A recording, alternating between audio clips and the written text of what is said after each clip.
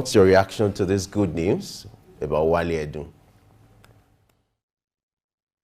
I think it's a welcome development. It's a news that we should all celebrate, that the world is also having to do business with us. Having our own Minister for Finance, who is a seasoned banker, an investment banker for that matter, to drive the entire of Africa, is again an opportunity for us to leverage this leadership role that God has naturally given to us by virtue of our population to drive the continent of Africa. It's a good thing happening to us, and I am also very confident that Mr. Wale Edun will not let us down. I'm so excited because Nigeria is gaining its space as the giant of Africa. You know, hopefully this is going to also add to the influence Nigeria is going to have on the African continent. If in the last 60 years, you know, we've not had that privilege, Nigeria has not had that privilege, and now the opportunity is coming to our finance minister. So I'm hoping that he's going to do his best to ensure that Nigeria is playing very well at the global space. Interestingly, you know, the African Governors Forum comprises of finance ministers from different African countries and the central bank governors. So I'm hoping this will make impact on, you know, the image of Nigeria, because we need to regain our space and regain our prestige when it comes to the issue of, you know, an African continent, and then handling our role when it comes to the big brother of Africa. Yes, it's a good opportunity for Nigeria to prove herself. For quite a while, Nigeria has left the center stage when it comes to coordinating things in Africa. And first with President Tinubu becoming the chairman of the AU, ECOWAS chairman, it's just an opportunity for Nigeria to begin to play the big brother role, coordinate things. And now we have Wale Edun being appointed as the chairman of the African Governors Forum. Like you mentioned, there are finance ministers and CBN governors from other African countries in that forum. So that will give Nigeria the opportunity to push for initiatives that will foster growth in Africa and also benefit Nigeria. One of them I'm looking at is policies that will foster trade relations between African countries and remove those bottlenecks that have been hindrances. So it's a good win for Nigeria. It also goes to show the belief or the confidence that people have in these individuals, the confidence that Africa has in President Bola Tinubu and also in Wale Edun as it regards financial matters. That's great. Let's move on. Another good news, you know, this one has to do with the oil sector. Nigeria's oil production reached its highest level since January 2023, with an output of 1.7 million barrels per day in October. You know, in the last 6 months, you know, we've not been able to reach that level. And interestingly, the last figure released in October was 1.7 million. Idauza, what do you feel? What's your reaction to this good news? Well, I'm happy to see that the numbers are moving up gradually, but I think we need to do real more in terms of meeting up with our quota for OPEC, which is 2 million barrels per day. And even the 2 million barrels per day vis-a-vis our population is still very little. If you compare that with the United Arab Emirates, where, of course, about 10 million people having to deal with 3.3 million barrels per day, I think there's a whole lot we really need to do to see how we can close the leakages, that we can fulfill our OPEC quota, and then, of course, drive for more. And this, of course, will require a lot of security in the region, that those who have the responsibility of ensuring that our drilling and our the crew that we are drilling daily reaches its destination. For me, it's important. We thank God that we have gotten to 1.7 in the last 10 months, but I think we can do a lot better. What do you think we still need to do more as a nation to sustain this tempo and maintain this level of production and efficiency? I think it's more stakeholder engagement that government really need to do. You see, hiring people to go to look at the pipeline to ensure that, of course, there are no leakages and things like that is good. But when you engage with community who bear this oil and they know what this means to them, they become your natural security operatives. And then, of course, you can be sure that your pipelines are well protected. And then, of course, we also need to deploy a lot of technology in terms of surveillance, because some people are of the opinion that we actually produce more than 2 million barrels per day. But what gets sold or get to the official coffers is what we are here saying is 1.7. So how do we block these leakages? And this is what government really need to do. Engage with oil-bearing communities and see how they can help us leverage. And this engagement can be very simple, because if these people can see that, of course, the drilling is affecting them positively, chances are that they are going to support government in protecting those critical infrastructure that carries and bear the oil. So I think this is what we need to do. We need to engage with the stakeholders, the communities that bear this oil or the pipelines, so that, of course, there are no vandalism and what is actually drilled gets to the national coffers. Well, for me, I think it's good that for the first time in a long while, Nigeria is getting to 1.7 million barrels per day, but it's still a far cry from what Nigeria was producing previously. There was a time Nigeria was producing up to 2.3 million barrels per day, and the target was 2.9 million barrels per day. So it's still a far cry, but it's good that we're getting there. I think beyond the community, the host community, because this is high-level theft. For you to even steal as low as 25,000 barrels. It takes a whole lot to make that happen. So it's not just pipeline vandalism that is ongoing, it is serious level oil theft, which the government, the administration before now had done some things to improve surveillance at the shore level and other parts of the Niger Delta area. International Product Standard. Now they reviewed this this was reviewed by the Director of Human Resources at SUN, Timothy Abner, during a work to commemorate World Standard Day 2023. Femi, you agree with me that one of the issues that Nigerians have with patronizing locally made goods is the quality of the goods. They want to be assured of value for their money, and they want to be assured that the goods are up to standard and durable. We have different companies producing, and we say buy Nigeria, patronize Nigeria, but this cannot happen until the standard of goods are of very good quality and can even compete with international standards. So the SUN asking that Nigerians should align with global vision of achieving international product standard. What will it take to have that happen? Because saying the manufacturers should align is one thing. Actually ensuring that it happens is another thing. Which is where the standard organization needs to come in. You know, most of the time, like I always say, the policies, the right policies are there, the right framework are there. But when it comes to the area of supervision, that's where the challenge, the area of compliance. Most of these manufacturers, they know the standard. When it comes to manufacturing of goods, manufacturing of products, they know the right standard has been stipulated by, you know, Standard Organization of Nigeria. But how well do they comply with this? And this is where the area of, you know, supervision comes in. I understand the fact that the Standard Organization of Nigeria might have its own challenges, but it's also important that they perform their, you know, statutory responsibility. And in recent times, they've been living up to that. Of course, they need to do more. They need more hands or more mechanism to ensure that they do thorough supervision to ensure that some of these products are even, you know, from the point of entry, they are being inspected.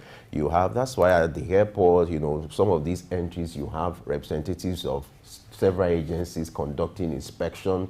You have Standard Organization of Nigeria, you have NAFDAC. They are all at the point of entry to ensure that these goods, comply with the standard. But we just discovered that in spite the level of surveillance, in spite the level of, supervision, some of these products still find their way to the market. And that's where it's important to ensure that they widen their network or their mechanism to ensure that some of these products are being stopped from the point of entry so that they won't get to the open market. Because once it gets there, so an average user who doesn't understand what standard should be all about, there are certain people who use some products, they don't even care about the specific, about the standard or specification. And then we've gone past the area where Nigerians have preference. Of course, there's still little preference for foreign products, but the awareness is there that yes, we have the capacity to produce these products in respect to international standard, as long as people can comply with the stipulated standard and there will be thorough supervision. I think the level of products will be better for it. All right, let's find out what he does thinks about this. Ensuring standard of goods produced in Nigeria. What's your take? I think is something that we need to take very seriously, especially the goods that, even those that are manufactured in Nigeria, it's not just the goods that come into Nigeria alone. And I think this is the area where the Standard Organization of Nigeria will actually need to up their games. In terms of competitiveness, you cannot really take things that are made here and compete with even your neighboring countries. And therefore, you cannot earn foreign exchange from the things that are even made locally. And I think this is important, that we have to set very high standard, excellent standard for ourselves. That if we have to do anything, we need to do it well. Standard Organization of Nigeria need a whole lot to do in the area of advocacy and training. That is not just giving people certification to go and do jobs that are not supervised. I like the way Femi put it. Supervision is important and it is critical. That when people are bringing things into the market, then of course we should know that what is coming into the market can compete with any such product that is produced anywhere in the world. And without such excellence, we cannot actually reach the kind of economic development and growth that we are aiming for. And this is very critical. And this lies very critically with the Standard Organization of Nigeria. They need to invest in technology in terms of seeing how to actually be able to capture everybody who produces things in Nigeria. And then, of course, there's also a need for people to be shown how to do things, specifications, well written, how things should be in terms of production. This has to be mapped out. They can't sit in the office and expect that people will comply with standard. So there's a whole need to strengthen that body, because they are also critical for Nigeria really moving to the position within the Committee of Nations, where we can't compete with Ghana, we cannot compete with Togo in terms of products that are made here. And that's why you see, even within our space here, people want to do POP, just ordinary POP. We'll be looking for people from Togo. Mechanics will be looking for people from Ghana. That is not good enough. We must set standard for ourselves. For training institutions that are training out these people who are doing this work, they have to be trained well. Whether they are carpenters, whether they are mechanics, whether they are people who just photographers, or anybody that needs to, they have to be satisfied. Like what they used to have, they call it City and Guild from London, that certify people and give them the kind of competence to be able to play in the market. And I think we need to do this, and that's the way to really become competitive as a nation. All right, let's move on to the next story, which has to do with N-Power. The Federal Ministry of Human Affairs and Poverty Alleviation has assured beneficiaries of payment of 8 months debt held by the consultant. You're aware that this scheme was put in place by the former president as a way to tackle the issue of youth unemployment and to provide room for them to empower themselves and for social investment. But in recent times, that scheme had to be suspended because, certain irregularities, were recorded or reported. And as a result, it affected about 500,000 youths who have been the beneficiaries of this scheme. Now, the challenge now here is that for some months, they've been owed some, salaries. The arrangement with the scheme is they are being paid some stipends monthly, and for like 8 months or more, they've not been paid. And so the minister now is giving the assurance that these things will be looked into. And this also talks about, several policies that have been instituted by the government. They need to ensure that the purpose for which these schemes are being created, are being achieved, a situation whereby these people are being owed salaries. How do you expect them to survive for like 8 months or more? And so it brings, the question of efficiency into government policy, whereby you start a policy, tomorrow, there's a policy somersault, and as a result, it's a situation of when two elephants fight, it is the grass that suffers. And, in this case, the grass here, they are the beneficiaries. Well, yes, I sympathize with those who are part of the scheme that have been owed 8 months' salary. In this, this is not a time for anyone to be owed salary at all. I'm not talking about having a backlog of 8 months. But then, let me flip the coin to something that we perhaps have not looked at.